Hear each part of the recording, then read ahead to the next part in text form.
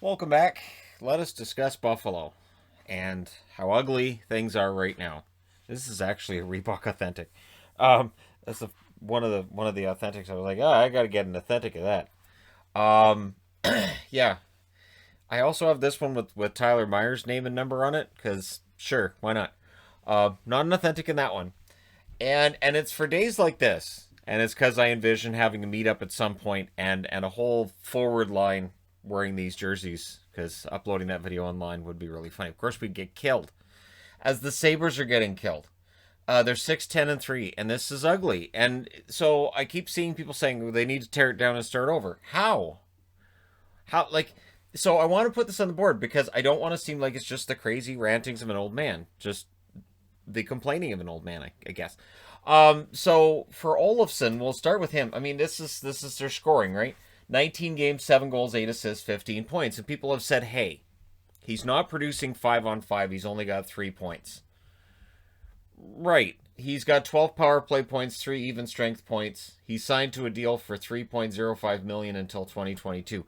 Here's the problem with that. Nobody's scoring 5-on-5 for Buffalo right now. Reinhart, you've got 5 even strength points from him, 9 power play points. He's signed for 5.2 million until this summer, so he's up again this summer. Eichel, 5 even strength points, 9 power play points. He's got 2 goals and 12 assists to go with Reinhardt's 7 goals, 7 assists. He makes $10 million till 2026. And I keep seeing all these, he could be going to Boston. Maybe he's going to Philly. He's going, I don't know, send him to Seattle. Why not? Sure. I don't understand why in the world would a GM right now be lining up and saying, "Hey, I heard Eichel's hurt and he's not producing 5-on-5, and he makes 10 million a year, and we're in the midst of a flat cap era. Can I have him?" Because here's the other problem: Buffalo can't just get rid of Eichel without getting a Lions haul back. 2015, this team tore everything down. Every time a goaltender had a good record, a good save percentage, they traded him. They did everything they could to try to make this season as bad as possible so they had the best chance to draft Connor McDavid. And they got Jack Eichel. And Jack Eichel is an excellent player. He is one of the best players in the league when he's on his game. And this year, he has not been on his game. And whether it's injury, whether it's frustration, whether it's both, he's just not Jack Eichel this year. And then Taylor Hall. Hall has 12 points in 19 games, and the miracle is he leads the team. He leads the team in even strength points at 6. And he has 6 power play points to go with that. $8 million for 1 year. I don't know what you do if you're Taylor Hall. So far, you have 1 goal in 19 games. You're not exactly, shining up that resume right now and saying, all right, well, if it doesn't work in Buffalo, I can go somewhere else. His asking price will have to drop. You would think, again, flat cap, that doesn't change. And there's limited teams that would be interested in Hall at that price with that production. Because I've seen people saying, well, Buffalo should trade Hall. It's $8 million and he has 1 goal. Who's taking that? Who's taking that contract? Then you've got Eric Stahl, 5 even strength points, 3 power play points. He has the same number of points, 2 extra games, same number of points, even strength as Jack Eichel. And yet everybody's talking about Dahlin and Olofsson like they're the problem. Stahl, 19 games, 3 goals, 5 assists, 8 points. His contract's up at the end of this year, $3.25 million. Yeah, if they sell off Stahl, I guess they can do that. And I guess they'd get something back. But how much value does Stahl have right now? Again, his production, not great. Not what it was in Minnesota. And yeah, and then you have Dahlin, 8 points in 19 games. And yeah, he has no points, even strength.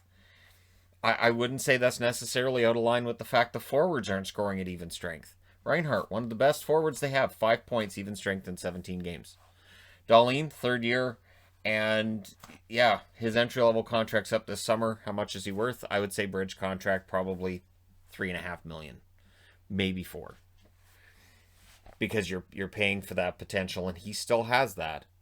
And then you got Ristolainen. Ristolainen, 12 games played, 2 goals, 4 assists, 6 points. He has 4 power play points, 2 even strength points. He makes $5.4 million until 2022. And every couple of months, we see rumors about where's Risto going? Who's going to pick up Risto? Risto's going, right? I heard Risto's getting traded. Why? He's your best defenseman. 5-on-5, he's one of the best defensemen on the team. You got 2 points. It's sad, but we're going to keep going. Lazar, 17 games, 4 goals, 1 assist, all of it 5-on-5. Nothing power play. Now, you'd look at that and go, well, maybe he should get some power play time. Why? Their power play's great. That's the odd thing about Buffalo. Their power play's really, really good. And Lazar, he makes $800,000 until next year. Very reasonable contract on a team that does not have a lot of reasonable contracts. Colin Miller, 2 points, even strength, 3 power play points, 5 points overall in 18 games. $3.875 million till next year. Sure, you can try to sell him. I don't know at that cap hit that you're going to get a lot of interest or that you're going to get back anything worth making that deal. Cousins, 3 points and even strength, 1 point power play, 14 games, 3 goals, 1 assist, 4 points. So in 14 games, he's almost got the same number of points 5-on-5 as Eichel, as Reinhart, and he's got the same number as Olofsson. If I had told you before the season started that Cousins would do that, Buffalo fans would have said, wow, he's going to have a really good rookie season. And here we are. His entry-level contract runs till 2023. Riley Sheahan, 3 even strength points. He's not a power play guy. But again, 3 power play points in 19 games. Eichel with 5 and 17. You need more separation there. You need your best players to be your best players. Casey Mittelstadt, 7 games, 1 goal, 2 assists. 2 power play points, 1 even strength point. His entry-level contract's up this year. We'll see what happens with Mittelstadt. There's been plenty of rumors about Mittelstadt being on his way out, whether or not they have any faith in him. And I don't know that he's proven himself this year. But again, this whole team, it feels like, has been disappointing. McCabe, 13 games, 1 goal, 2 assists. Of course, he's out. All of his points, even strength. Montour, 3 points, 17 games. All of his points are even strength. He makes $3.85 million, and he's an unrestricted free agent this summer. Plenty of rumors of Montour being on his way out, but again, I don't know what the value is there. And if you're going to talk about tearing it down, we need to start over. Usually that involves selling off veterans. Usually that involves selling off guys that are really going to give you some good value, like what the Rangers did, like what Chicago was rumored to be about to do. Where you're going to get good value back. And with what Buffalo's done before, they've already done the teardown rebuild. This year was supposed to be about getting better. Yoki Haru, 2 points, even strength. Eakin, 2 points, even strength. Yoki Haru, 2 points in 15 games. And I think he's suffering from the same thing as Dahlin. It's just not a very good team. I think Yoki Haru, he might attract some interest. His entry-level contract's up this year. If they decide to move on from him, there will be teams that call. But it might be one of those moves that comes back to bite you later, which Buffalo's not a stranger to. And I get concerned too, because now you've got a situation where it's already a team that, again, they're in free fall and it's all disarray and everybody's ready to fire another coach, because in Buffalo, that's how that works. And yet, I don't know that necessarily tearing everything down is going to make things better over the short term, the long, like Are we looking at another 5 years before Buffalo gets good if you decide to do that full-on teardown? And, of course, standing out at the bottom of the board is Skinner. 1 point in 16 games. It's an even strength point. So, yeah, he's ahead of Dahlin there, but he makes $9 million a year till 2027. That contract's not going anywhere. Ullmark in net, 5-4-2 with a .919 save percentage. He's a free agent this year. $2.6 million. So another decision for Kevin Adams, who's got all this other mess to deal with. Kevin Adams has to decide. So is Ullmark a starter? Is he our starter? How much is he worth and for how long? Or are we going to need to make a change? Because Hutton's contract comes to an end. He's 5-1 with an .896 save percentage. $2.75 million is the cap hit. I don't think they bring him back. And I know people are going to say, well, Luke Honan, do you want to hand the net over to a young kid right now at a time where you've got a team that's already got a lot of young players dotting the lineup all over? This team's in disarray. Do you want to throw a young goaltender into that situation? My answer would be no. I would much rather have Ullmark and Hutton stay as the tandem if I think next year is going to be the same as this year, because I want to protect Luke Honan for the future. I want to make sure when he comes in, things are good, it's okay, and he's not going to face 45 shots a night and be behind a team that just defensively isn't very good. So Johansson as well, he's got 1 game played. I think he's appeared in 2 and he started 1. He's 0-1 with a .915 save percentage. His entry-level contract ends this summer. I think you keep him around. I honestly wouldn't be surprised if it's Ullmark and Johansson. Johansson's played well enough in relief and as the number 3 guy. Yeah, give him a shot. But again, Buffalo fans have waited 10 years. They've waited through since this. The last time the team was relevant, was really, really good, that was their logo. And that's how long this has taken. So part of the reason I'm doing this is because we've had debates about whose fault any of this is, right? Well, it's Eichel. Well, it's Olofsson's not very good. Drop him out of the top 6 and put Skinner in the top 6 and Dahlin's really disappointing. And look at the even strength points. They're all disappointing. Let's go over here. Okposo, $6 million till 2023. I don't even have him over here. Tage Thompson, $1.4 million till 2023 when he's an RFA. I don't know, maybe you look for a taker for Thompson, but at $1.4 million for a depth forward, I don't know how many takers you have on that. Borgen, his entry-level contract expires this summer. Probably just a simple bridge deal for him. Gergenson's $2.2 million till 2023. Sadly, it looked like he might be on the verge of a good season, and he's out. Asplund, his entry-level contract's up this summer. He has a goal in 4 games. And again, there are a lot of unknowns there. So their blue chip prospects are Jack Quinn and Luukkonen. Now, Jack Quinn could help this situation because Jack Quinn is seen as a goal scorer. He's also seen as being capable of both ends of the ice. So that's important. However, it's kind of a mess. Dylan Cousins is going to get better. Dylan Cousins is 4 points in 14 games. Does not tell you how good Dylan Cousins is.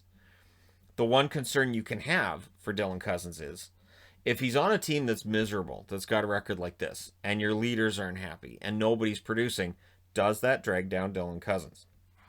Does that hurt his arc? Does that hurt his career?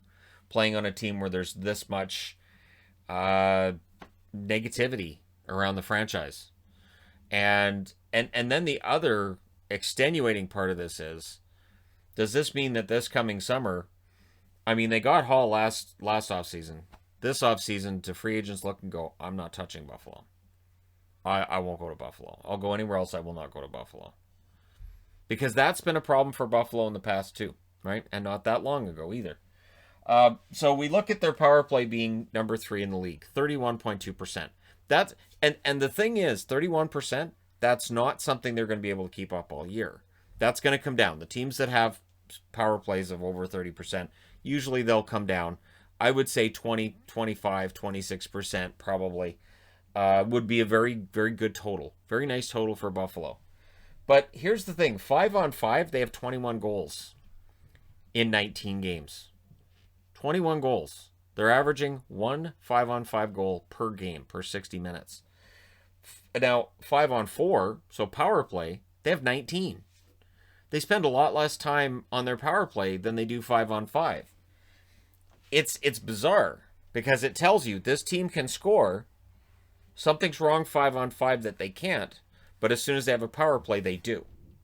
So it's not just the percentage, it's the actual raw number telling you they only have 2 less power play goals than they have 5-on-5 goals. The offense is there.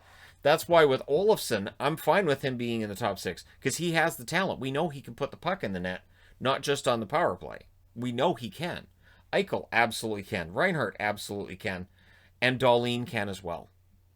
But for Dahlin, if he's out on the ice with forwards that aren't producing, well, Dahlin's not going to get it either. He's not a big goal scorer. He's got 1 goal.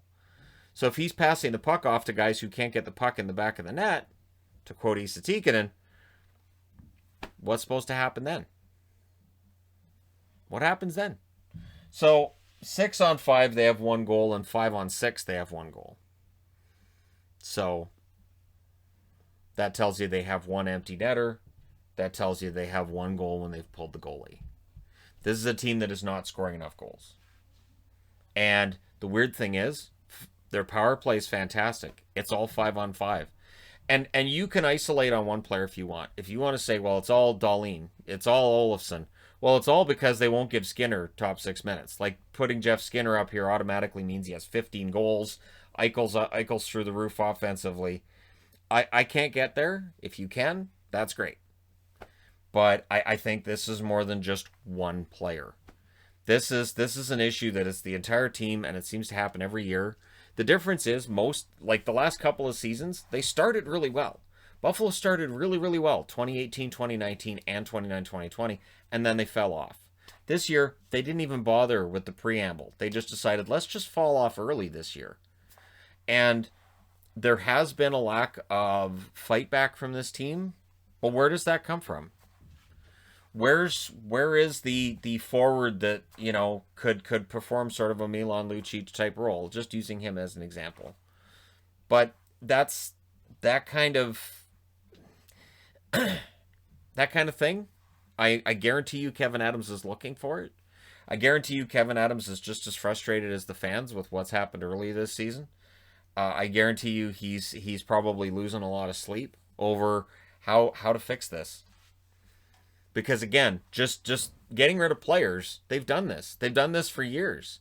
Well, just get rid of those guys. Okay, well, like you done it last year and the year before. Okay, sure, just get rid of guys. Cool, awesome. And then what? Because at some point, the expectation has to be to get better.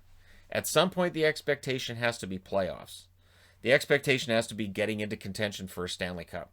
And you have to bridge the gap between where the team is now, where the team's been forever, and getting to that stage. And I don't know if it's going to take an Eichel trade, but I think if you make that Eichel trade, you've got to be really, really careful. Because that's the guy that you tanked the 2014-2015 season to get. And now you're saying, yeah, we're done with him. And if you don't get back a huge return that's going to look fantastic immediately, you probably set the franchise back again.